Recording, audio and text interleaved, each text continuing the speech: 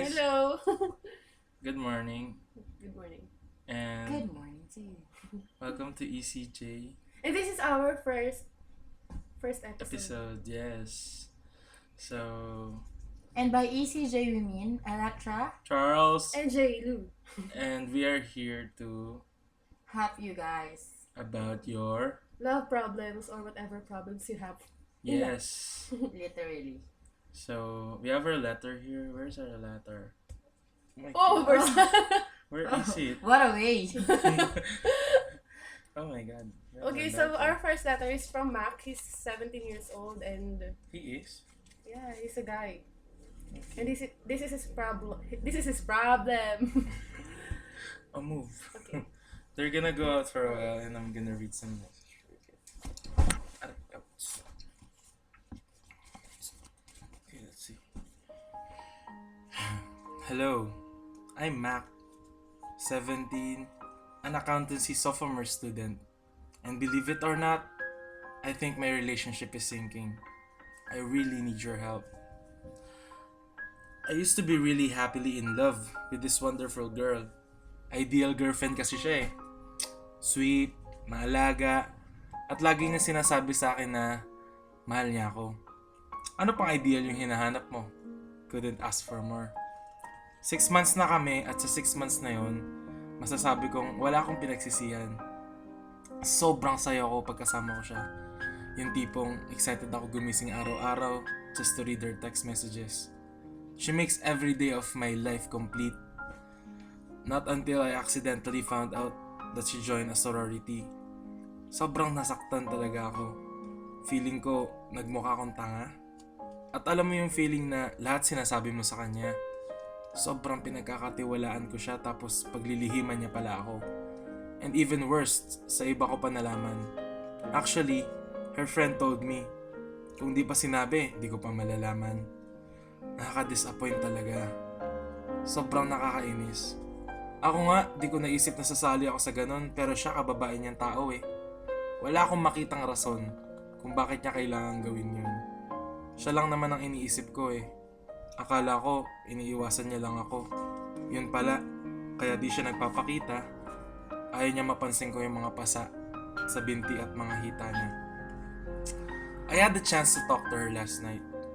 Tinanong ko siya kung bakit siya sumali at kung bakit niya hindi sinabi agad sa akin. Napilitan lang daw siya. At alam niya na hindi ko siya papayagan. Leche, napilitan. Ano ba namang klaseng rason? Yung ayaw niya, kung ayaw niya, hindi talaga siya sasali, di ba? Kahit pilitin nino man. Nakakainis isipin na sa ganito lang kami magkakaproblema. Sobrang dami na naming napagdaanan. Mahal ko siya, mahal na mahal. At hindi ako papayag na sa ganito lang magtapos ang relasyon namin. Please help me. Salamat po. Kita ba? Hindi. That's a letter from Mac. So guys, I'm gonna call in my... Oh my God. What? Okay, so what you think about the letter, guys?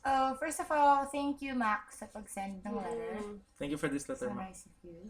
This will gonna be memorable. First letter ever. First letter namin to. So, any opinions, guys? And we're sorry for what happened. Yeah, sorry. Oo. At alam namin malungkot. Mahirap.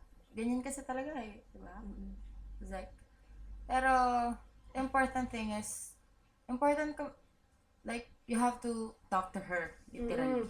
Kailangan talaga communication sa isang relationship. Yes, communications. And Pero it doesn't mean na boyfriend ka niya, makikialam ka sa buhay niya kasi people have their own decisions. Diba? May sariling decision, may sariling diskarte sa buhay. Ikaw boyfriend ka, oo, nandiyan ka para suportahan siya. Pero, hindi sa point na papakialaman mo yung mga gagawin niya. Pero, respeto, di ba?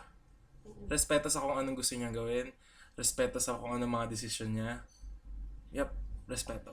oo. At alam namin, syempre, alam naman namin na gusto mo lang siyang protektahan. But again, it's her choice and boyfriend ka niya at nandiyan ka para sumuporta sa kanya. Hindi para diktahan siya sa kung anong decision na gusto niya gawin sa buhay niya. Tsaka sa'yo na rin ang galing na mahal mo siya, diba? So, Yeah. Mahal na mahal. oo. At Mahal hindi na lang- mahal. You could always say you love her, pero you said mahal na mahal. So, Diba? that means True. something. So, May something yun, yun eh. parang hindi yun yung magiging hadlang, diba? 6 months. 6 That's- months. 6 whole years. Yeah. And that's a lot of time being together. Tapos dahil lang doon, sa'yo na nga nanggaling, diba? Do anything to make it work. Because you're in love, guys. You're So in love. Tapos you're happy. If you love someone, Acceptance accept them as they is the are. best policy. Acceptance is the best policy. Yeah. Wow! Quote yan ha. Grabe yan, Quote, ha? quote. Oh. Meron kang Tsaka support. How could you forget that? Support, Times a ha? row. Support. Diba? Bakit? alam mo, meron kang, sa ECJ, meron kang QRS complex. Alam mo yan? QRS complex. Anong meaning nun? Kailangan ng respeto at support. Ha? Pak! Pak! Naisip ko lang. Brilliant. Kailangan. Brilliant. Talino ka rin minsan ha. Minsan lang. Minsan lang. So, ayun. Stop, charot. Meron pang T-wave, di ba? Oo. Ano yung T-wave? Trouble. Trouble wave. Yun na yun. Ayun. So, gusto ko yun, ha? All you have to do is talk to her. Tanungin mo siya. For sure, may reason siya. At syempre, Oo. pag nagsabi siya ng reason niya, you have to listen to her. Sabi Intindihin nga mo. nila. Look into others' perspective. Hindi lang yung side mo. Correct. Kasi, iba mag-isip ang mga babae sa mga lalaki. Correct. You have to accept that. Mga lalaking yan. At meron- Charot. Ulu. Diba? Bawal magmura sa And YouTube. not to mention, differences. Diba? Though, naging kayo dahil marami kayong similarities, of course, marami din kayong differences. And What is yun the yung kailangan differences that make someone... Yung differences yung nagsiset sa atin na... Ay, meron tayong differences pero... Oh, may differences. Hindi ko maisip yung term. Pero Hindi nandun pwedeng, yun. hindi pwedeng yun yung maging way para hindi kayo maging okay. You have to break the wall of differences. Yes. So... Go Mac. Go Mac. And Waha. please inform us if ever our advices will work.